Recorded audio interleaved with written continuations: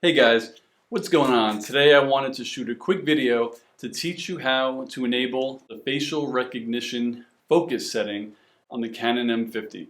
It's really simple and there's two ways to do it, so I'll get right into it and show you via video right here with this camera, the Canon M50. Come on.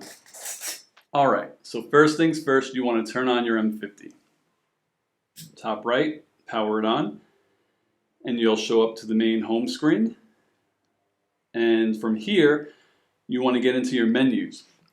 Bottom right hand button, menu. This will take you to the first page, the red camera, page 1. You want to be on red camera, page 4. So you just click over to page 4 on the right, and you'll see autofocus method. Go down, click here. You'll have tracking, zone autofocus, single point autofocus. You obviously want to be on tracking. I already was. Click on that, hit the menu, and you're back to where you can take a picture. Now when you point the camera at any face, like in selfie mode or if you have a subject, a box will appear around that person or your face. The second way is way easier. All you have to do when you're in the main first screen, you hit the Q set button. And it's literally the second option down. You see the little camera? Press down. These are all your autofocus methods again. Facial recognition,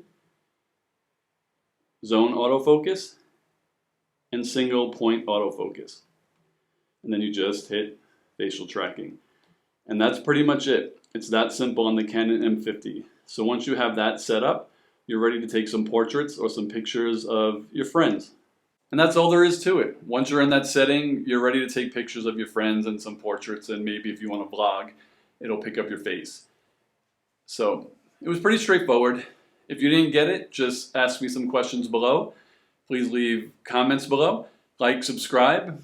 You can follow me on Twitter at Strange177A, and you can follow me on Instagram at 31photography. That'll be in the description below, and as well as scrolling across the bottom.